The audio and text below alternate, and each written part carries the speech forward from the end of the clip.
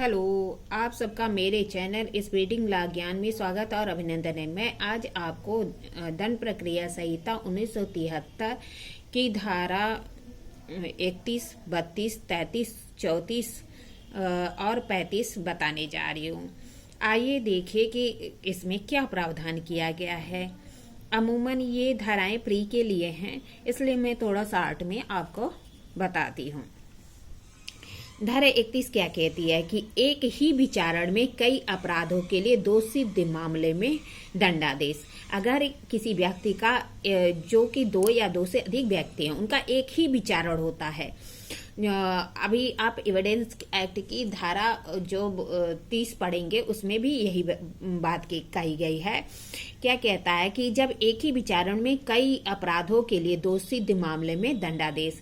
कह रहा है कि विचारण में जो कोई व्यक्ति दो या दो से अधिक अपराधों के लिए दोष सिद्ध किया जाता है, तो आईपीसी की जो धारा 71 है के उपबंधों के अधीन रहते हुए न्यायालय उस अपराध के लिए विगत दंडों के लिए उस दंड के लिए देने के लिए जो न्यायालय सक्षम है दंडादेश दे सकता है, जब तक कि कारावास का न्यायालय निर्देश न दे। तो ऐसे दंड साथ साथ भोगे जाएंगे। जब तक आदेश नहीं देगा तब तक क्या होगा, क्रम से जो है एक के बाद एक प्रारंभ होंगे जिसका न्यायालय निर्देश दे। मतलब कह रहा है कि अगर एक ही विचारण में एक व्यक्ति पर या दो से अधिक अपराधों के लिए दोष सिद्ध किया जाता है, मतलब कहता है कि विचारण एक ही है और जो है व्यक्ति भी एक है, लेकिन उसका दो या दो से अधिक अपराधों के लिए दोष सिद्ध किया जाता है, तो क्या होगा। तो कहता है कि जब तक न्यायालय आदेश नहीं देगा तब तक क्या होगा, एक के बाद एक अपराध के लिए उसे दंडित किया जाएगा जैसा कि न्यायालय निर्देश दे। लेकिन अगर न्यायालय कह सकता है कि जो डायरेक्शन दे सकता है या निर्देश दे सकता है कि जो अपराध हैं वो साथ साथ भोगे जाएंगे, तो ऐसे व्यक्ति के जो अपराध हैं वो साथ साथ भोगे जाएंगे। मतलब क्या कह रहा है कि अगर न्यायालय निर्देश नहीं देगा तो 1 by 1 होगा, और अगर निर्देश देगा तो क्या होगा, साथ साथ भोगे जाएंगे। ठीक है। फिर क्या कह रहा है कि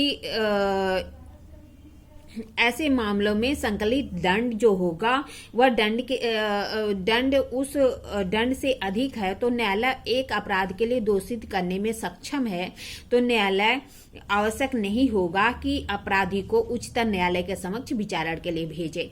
मतलब कह रहा है कि अगर जो संकलित दंड है वह दंड से अधिक है, तो यह आवश्यक नहीं है कि जो न्यायालय विचारण कर रहा है वह उच्चतम न्यायालय जो उच्चतम न्यायालय है उसको भेज दे। कब दशाओं में, तो कह रहा है कि परंतु किसका बताता है, किसी भी दशा में ऐसा व्यक्ति 14 वर्ष से अधिक अवधि के कारावास के लिए दंडादेश नहीं किया जाएगा।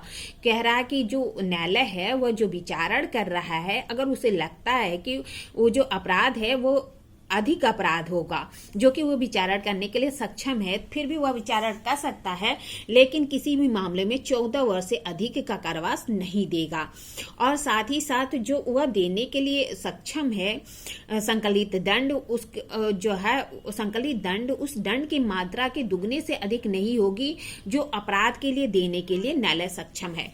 मतलब कह रहा है कि पहली शर्त यह है कि 14 वर्ष से अधिक नहीं होगी, और दूसरी शर्त क्या कहता है कि जो न्यायालय देने के लिए सक्षम है।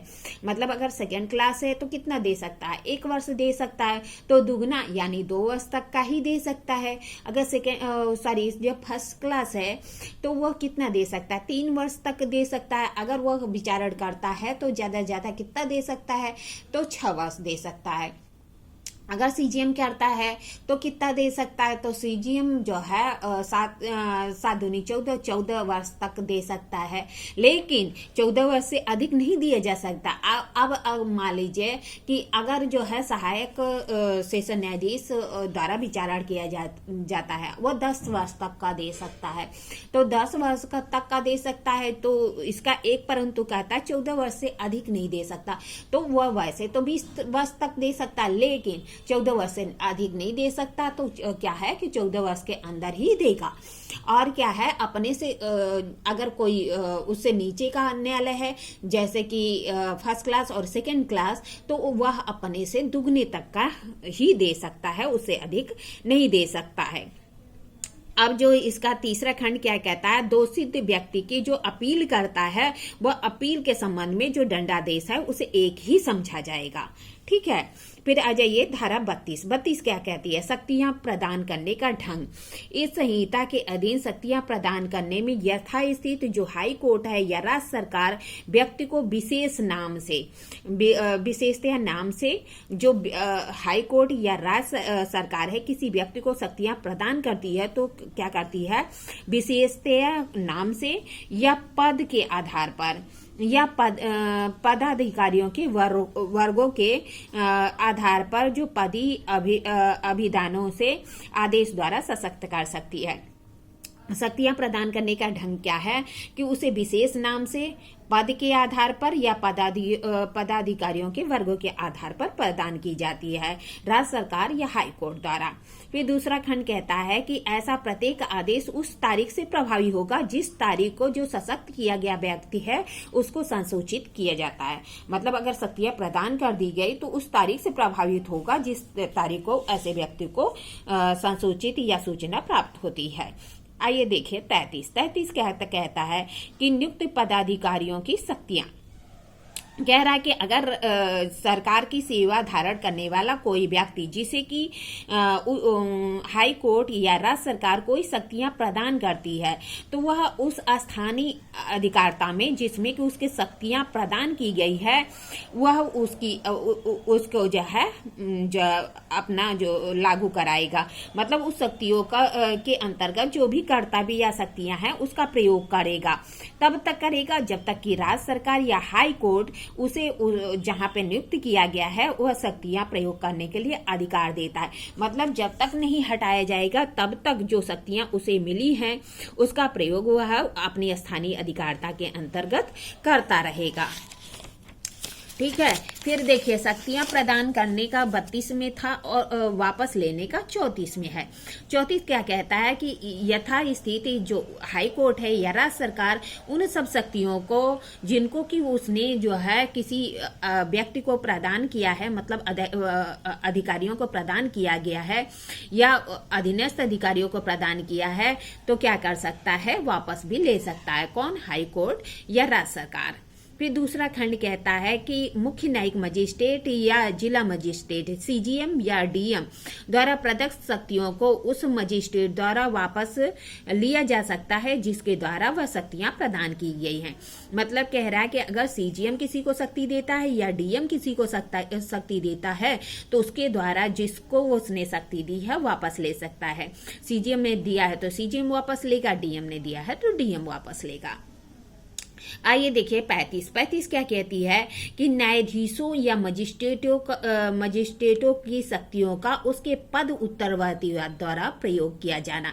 मतलब न्यायाधीश या मजिस्ट्रेट के जो पद उत्तरवर्ती हैं उनके द्वारा शक्तियों का प्रदान किए जाना। कहता है पहला खंड, इस संहिता के अनुबंधों के अधीन रहते हुए किसी न्यायाधीश या मजिस्ट्रेट की शक्तियों या कर्तव्यों का प्रयोग या पालन उसके पद उत्तरवर्ती द्वारा भी किया जा सकता। उसके बाद जो आएगा, जैसे मान लीजिए मजिस्ट्रेट है या न्यायालय है, वो कार्य कर रहा है, अब कर रहा है तो उसका ट्रांसफर हो गया, उसके जगह कोई अन्य व्यक्ति आता है तो वह भी उसकी शक्तियों का प्रयोग कर सकता है। ठीक है, या कार्यों का प्रयोग करेगा या पालन करेगा। जब इस बारे में कोई शंका हो कि किसी अपर या सहायक सेशन न्यायाधीश का पद उत्तरवर्ती कौन है और सेशन न्यायाधीश लिखित आदेश द्वारा यह अवधारित करेगा कि कौन सा न्यायाधीश इस संहिता इसके अधीन कार्रवाई या आदेशों के प्रयोजन के लिए ऐसे अपर या सहायक न्यायाधीश का पद उत्तरवर्ती समझा जाएगा। मतलब कह रहे हैं यदि विवाद है या शंका है कि कौन उस जो है सेशन न्यायाधीश का पद उत्तरवर्ती है होगा, तो सेशन न्यायाधीश क्या करेगा, लिखित आदेश द्वारा यह अवधारित करेगा कि उसका पद उत्तरवर्ती कौन होगा, अपर होगा या सहायक होगा। ठीक है, अपर सेशन न्यायाधीश होगा या सहायक सेशन न्यायाधीश होगा, यह कौन डिसाइड करेगा? तो सेशन न्यायाधीश डिसाइड करेगा। फिर तीसरा खंड कहता है जब किसी बारे में कोई शंका हो कि किसी मजिस्ट्रेट का पद उत्तरवर्ती कौन है, तब यथास्थिति जो सीजीएम है या जिला मजिस्ट्रेट लिखित आदेश द्वारा अवधारित करेगा कि कौन सा मजिस्ट्रेट इस संहिता या इसके अधीन किन्हीं कार्रवाइयों या आदेशों के प्रयोजनों के लिए ऐसे मजिस्ट्रेट का पद उत्तरवर्ती है।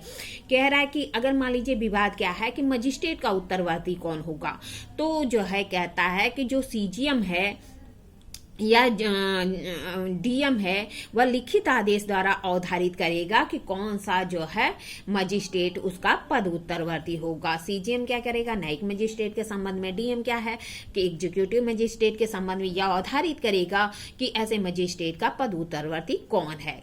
तो पहला खंड कहता है कि जो भी उसका पद उत्तरवर्ती होगा उसकी शक्तियों और कर्तव्यों का पालन करेगा। दूसरा कहता है अगर शंका हो कि सेशन न्यायाधीश का कौन पद उत्तरवर्ती है, चाहे एडिशनल है कि असिस्टेंट